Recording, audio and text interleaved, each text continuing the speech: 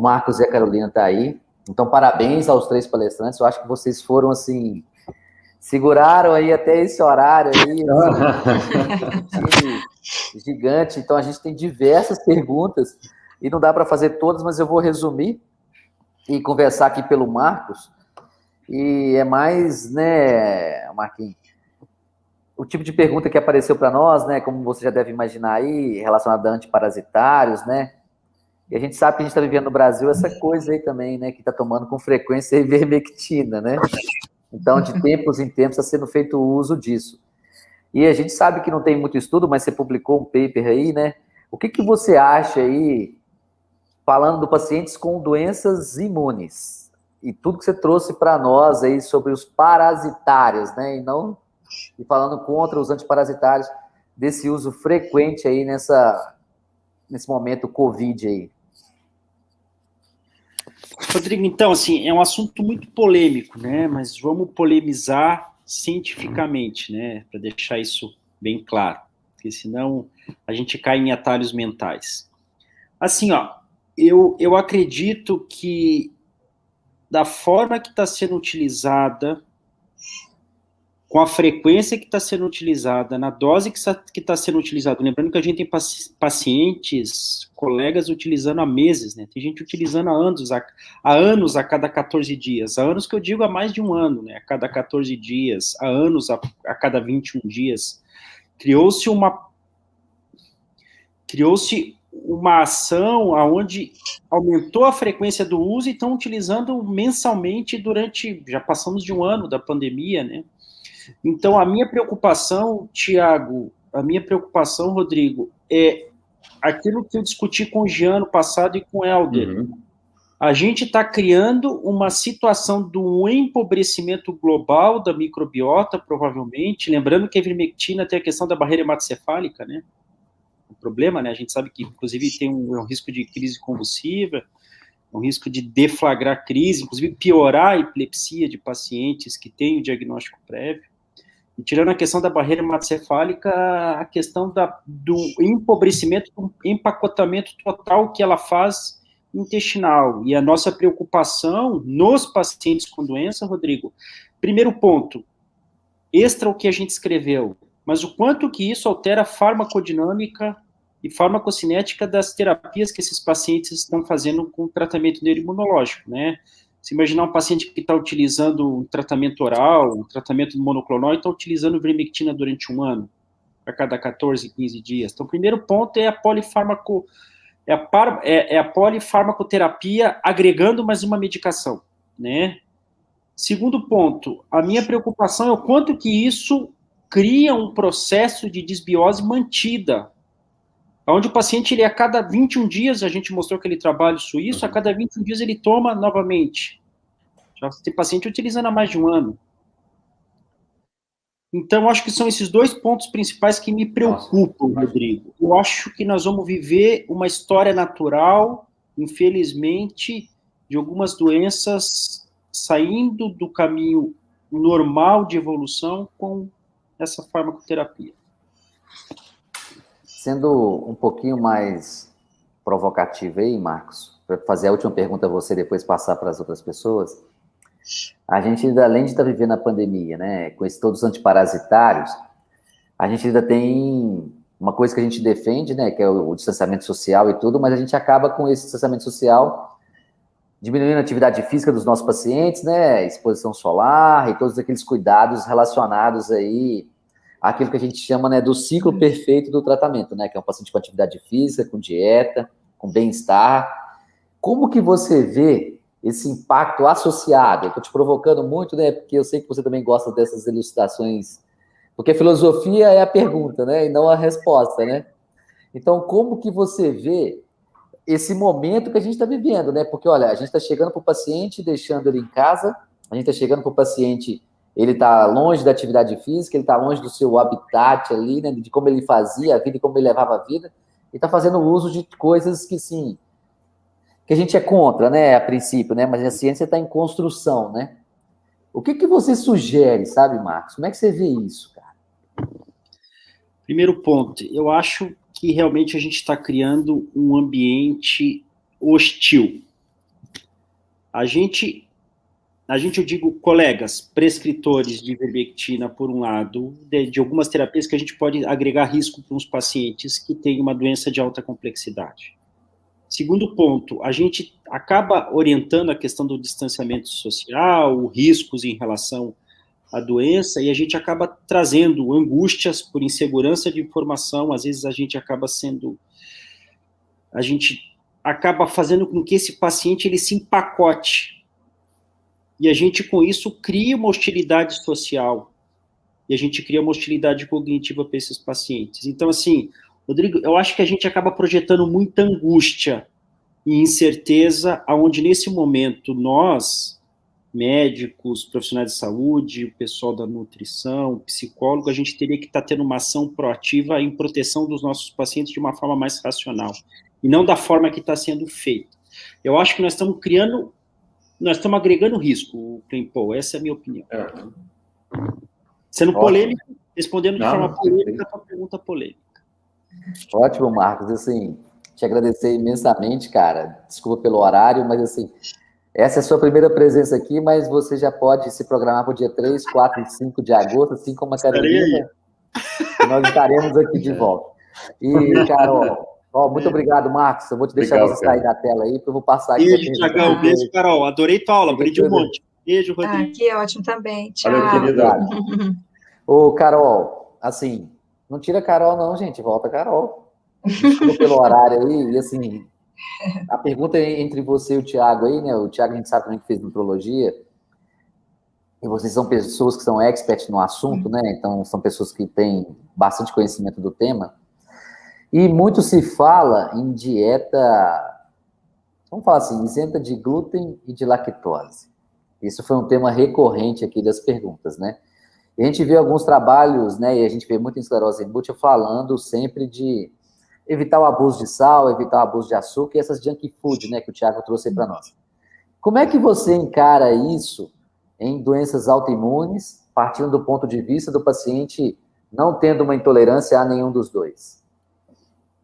Polêmica também essa pergunta. Deixar na minha mão essa parte. Levando em consideração que o paciente não tem intolerância, né? Porém, a gente, como eu falei lá, o glúten ele pode ser visto como um alérgeno. Mesmo o paciente não tendo intolerância ao glúten, ele pode sim estimular uma hipersensibilidade na resposta imunológica. Então, meus pacientes com doença autoimune, né, eu faço toda a anamnese dele, o recordatório, a gente avalia a ingestão de glúten. O paciente não sendo celíaco e não tendo nenhuma intolerância, eu diminuo da dieta, tá? Eu restringo e diminuo, sim, porque a gente tem diversos estudos já correlacionando caseína, por exemplo, as proteínas do leite, derivados, não só a lactose em si, e o glúten como alérgenos, aumentando a hipersensibilidade e a resposta imunológica, tá? Mesmo o paciente não sendo celíaco ou intolerante. Então, a minha conduta nutricional, eu não faço igual para todo mundo, tá? Mas, no geral, meus pacientes com doença autoimune, eu restringo, sim, o glúten e a lactose e alguns outros alérgenos, dependendo dos sinais e sintomas dos pacientes. Mas pela questão da hipersensibilidade mesmo, da imunidade.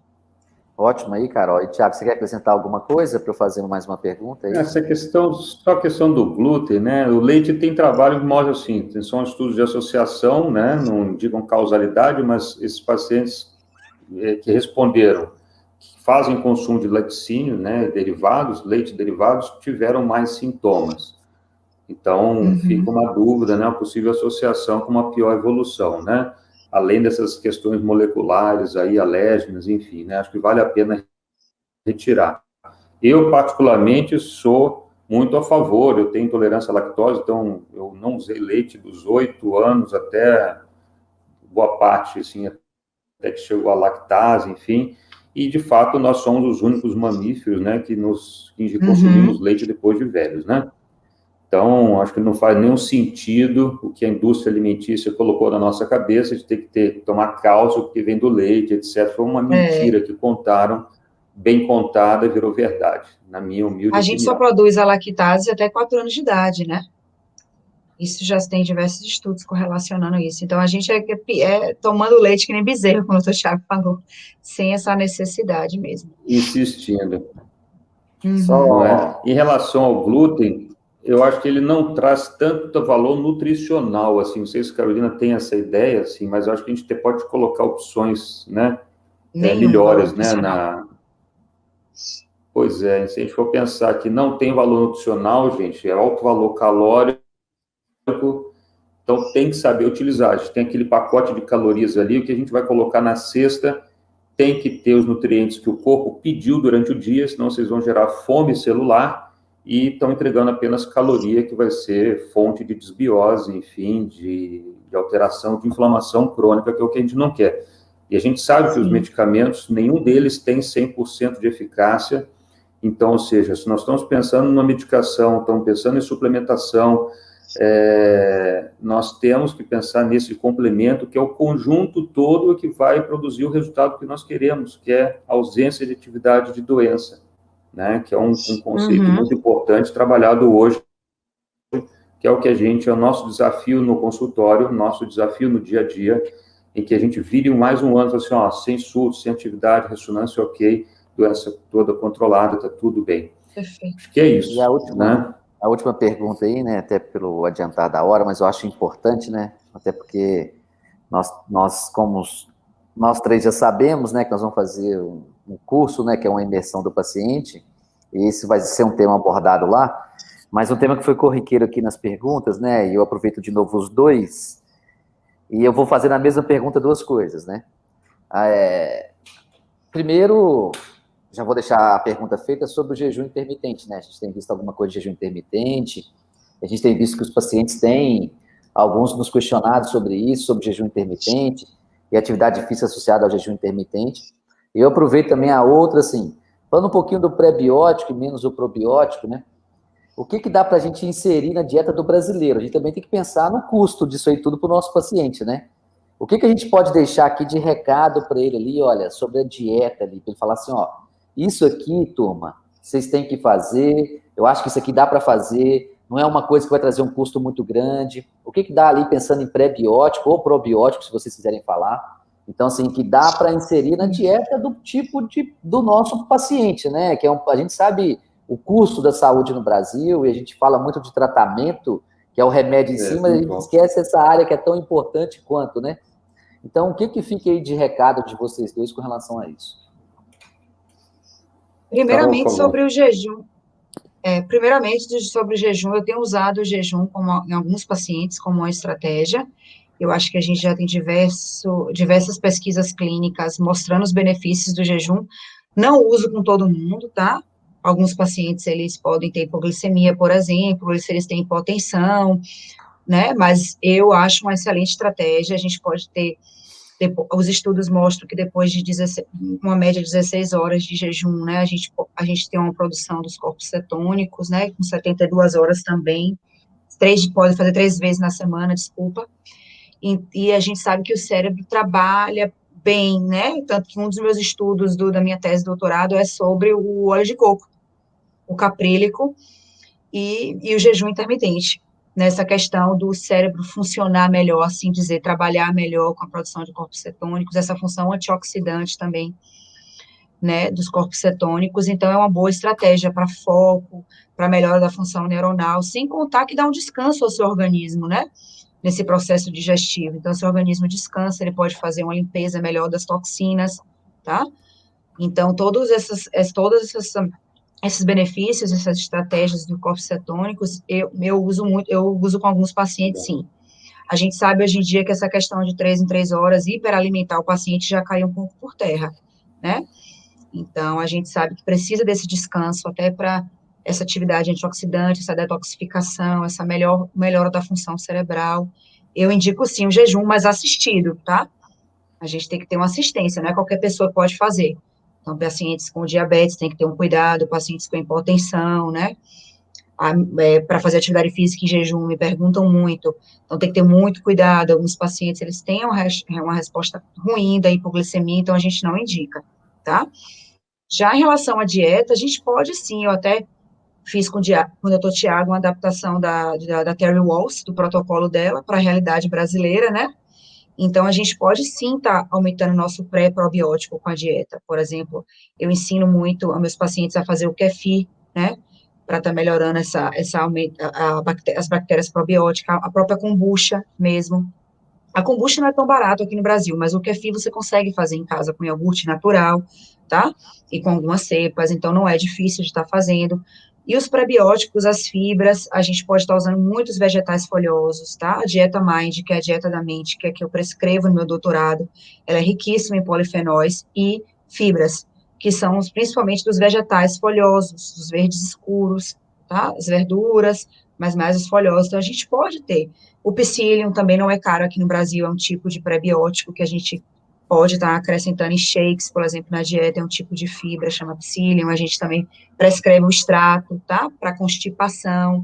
Então, basta comer comida de verdade, gente, frutas, preferência orgânica, né, assim, vermelho, tudo que é roxo, é muito bom, é resveratrol, é polifenol, é antioxidante, eu acho que a gente pode fazer sim, não é tão difícil, não. Eu indico bastante. Quer acrescentar alguma coisa aí, Thiago? Acho que a foi Legal, bem completa, né? A Carol é um espetáculo. Falou tudo,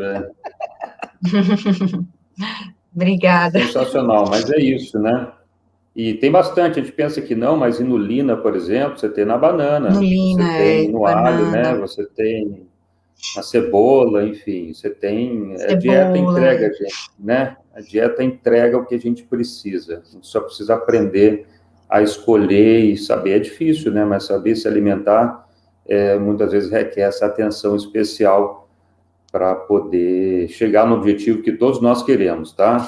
Todos nós estamos aqui, hoje nós somos 119 ao vivo, pessoal. Eu acho que a gente cumpriu com êxito aí o que nós tínhamos pretendido, né? E acho que é isso, enfim, né? Carolina, obrigado demais aí pela sua apresentação. Obrigada a vocês, gente, viu? foi ótimo. Obrigado, Carolina. Boa noite.